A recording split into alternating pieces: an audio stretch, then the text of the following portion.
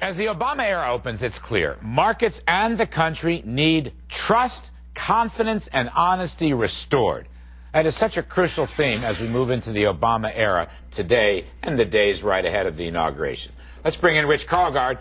He's a publisher of Forbes magazine. Also, Jim LeCamp of RBC Wealth Management, Jack Gage, associate editor, Forbes, and Peter Schiff, Euro-Pacific Capital.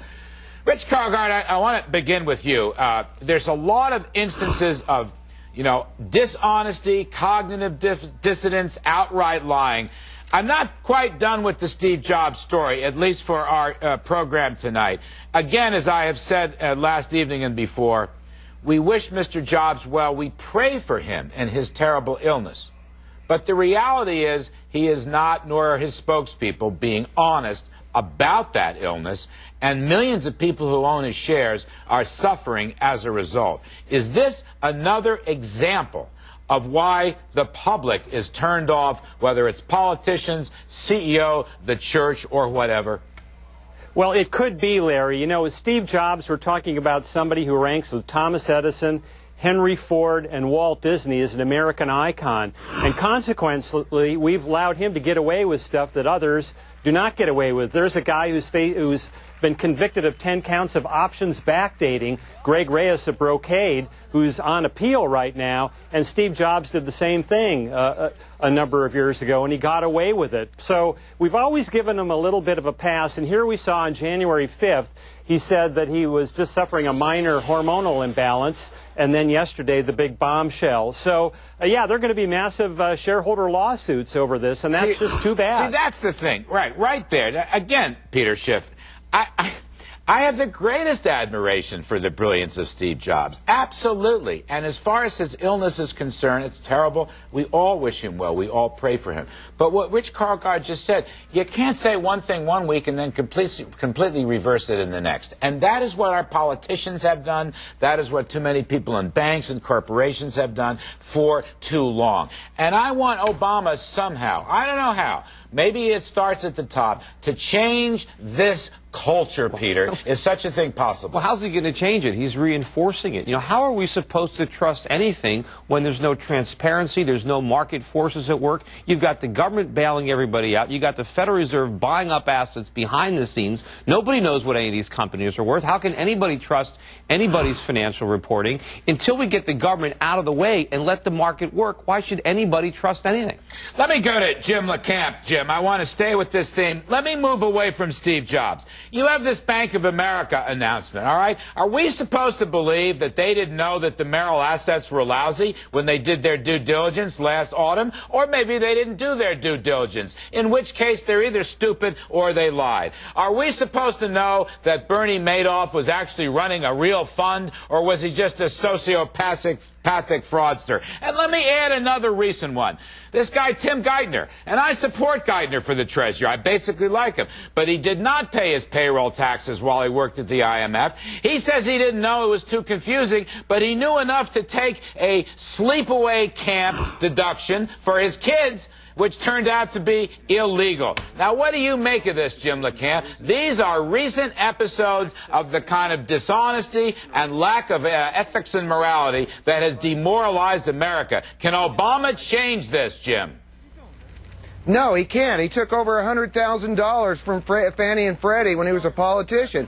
And that's the problem with our whole system. It's an auctionocracy. We have these special interest groups, these political action committees that are reinforcing re-elections on an ongoing basis so no incumbents get kicked out, and all of a sudden all these votes are being bought. And if you want to talk about Wall Street and Bank of America, this is really troubling because it's almost like, hey, we don't care that we're overpaying for Countrywide when everybody else was saying, you're overpaying for Countrywide. We don't care that we're overpaying for Merrill when everybody else was saying you overpaid for Merrill. But that's because a financial we know the government decision. That's a technical financial decision. Look, Jack no, it's Gage, not. It's hang because on a second. No, here's Merrill, the problem, hang on though. a second. Adam Smith in The Wealth of Nations and earlier in The Theory of Moral Sentiments said, free market capitalism, as he defined it way back then in the 18th century Scottish Glasgow Enlightenment, he said it must have an ethical and moral center. I am calling for that. I think this is a crucial aspect. It is more important than the financial, technical issues. Can Obama, through his speeches and through his actions, improve upon that? Why need we be so pessimistic on this eve of the Obama administration? Absolutely. Look, I hope that Obama can carry over from the campaign, the inspiration, and the way he rallied a lot of the troops to his side. But I have to tell you, I'm worried about the way he's going to govern and the people he's going to put in charge. I think there is an opportunity to sew up some of the goodwill that is left out there, but this slowly chips away at it. You look at the Steve Jobs thing, you look at some of the other mistrust that's developed in the market. It has to be fast, Peter, it has to be robust. If Geithner doesn't explain to the public why he bungled his own tax, this is a terrible story from a guy who's going to run the IRS, among other things, then why not get somebody else? And why shouldn't Obama say, okay, you're not indispensable. There's other people. There's Roger Ferguson who can take the job. He's a good conservative Democrat. Peter, why not? Cut him out right now. And Obama can make a statement. No, this unfortunately disqualifies you. Right, it's ridiculous for him to pretend that this was an innocent mistake. Look, he tried to, pay less taxes. He knew what he was doing. This is nonsense that he forgot about this or didn't know he was supposed to do that. I mean, but the problem is, when you're talking about this morality, when the government comes in, they're corrupting the process. They're undermining morality. Everybody's trying to get these government bailouts, and they're not. So by definition, the reliance on large government undermines the system. We need the market competing for integrity and competing for goodwill and brand name, and we need market forces at work. We don't need people looking for government handouts and the government popping up and rewarding bad behavior. We need accountability and personal responsibility. Well said. It's got to come from the private sector, from private consciences. I agree with that. Well done. All right, everybody stay where you are. We're going to focus more on the market in a minute. But this theme of trust and honesty in public life, whether you're a CEO or a politician or a president or a Treasury designate, is so darn important. Meanwhile, folks, please. All right, back with Carl Gard, LeCamp, Gage, and Schiff. Peter Schiff, now that the Bank of America has become a ward of the state, effectively, perhaps Barney Frank will be the de facto CEO. They're going to get all this money to finance the Merrill Lynch assets. Are you ready to dive in and buy B of A stock? Absolutely not. I wouldn't want to buy any of these stocks as a shareholder. Remember, who really gets caught holding the bag on all these bailouts are the shareholders. What happens is the government comes in and buys these preferred stocks, lays claim to all the profits. The common shareholders are never going to see a dime in dividends for the rest of their lives. So the shares are basically worthless, even though they're not trading like that. And what happens is all the rewards, all the government money goes to the employees of Merrill Lynch. The people who ran this company into the ground get to spend all this money on their paychecks, on their bonuses. The shareholders are never going to see a dime of this money. Jack Gage, TARP 2, coming up. It passed the Senate today. Big surprise, 52 votes, no problemo.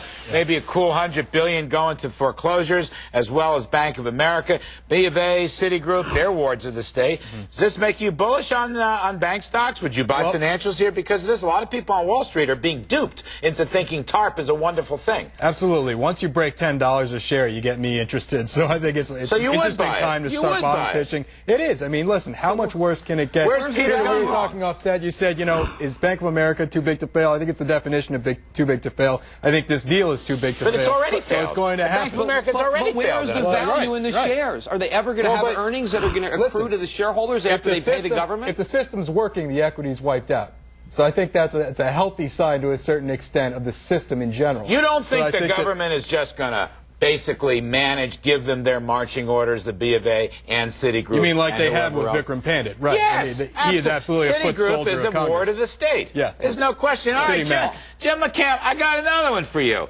Because of the impending passage of this fabulous stimulus package, $825 billion of goodies coming out of Washington, courtesy of the new Democratic majorities, are you ready to jump in and buy a lot of stocks, in particular cyclical, economic-sensitive, economic growth stocks? Will stimulus save us, Mr. LeCamp? No. No, this is the wrong stimulus. This is absolutely the wrong thing to do. We're supposed to be a free market economy. We're already trying to inject more debt into a system that's already overloaded with debt. We're already seeing that it's not working. It's the wrong answer. In a free market economy, investors come off the sidelines, they build new businesses, they buy new property, plants, and equipment, and we have $8 trillion on the sidelines. This isn't aimed at that. So government is saying, we want to take your dollars that you make, run them through all these government bureaucracies, and then slowly dribble them back out to you. And this $8 trillion on the sidelines, we're not going to attract that money. Obama's package had cash expensing for business investment, and I support that, and I praise that. But on the other hand, Jim LeCamp, all day long on our great network, I see a lot of important investment gurus say, heck, I want to buy stocks because of this stimulus package. Why do you disagree? And I'm going to whip around. The market's down 6 out of the last 7 days because they don't buy that recovery's happening and the banks are circling the drain. All right, so Peter Schiff, we got TARP plus stimulus. This should make everything great in the stock market. The stimulus plan is going to stifle the economy. It might stimulate some spending in the short run, but that's the exact opposite of what we need. I completely forgot you're out there. My God, you're so quiet. Stimulus and TARP, you only got 15 seconds. Okay, I forgot. Number one, I love all this negative sentiment. Number two, I think there is a mustard seed for recovery in TARP 2, and that would be an amending of this ridiculous mark-to-market accounting that has screwed everything up and added. Mark-to-market. Yeah. It's not the accounting, it's the assets. LeCamp, Gage, and Schiff. My mistake. Stay right here. President Bush's final address to the nation.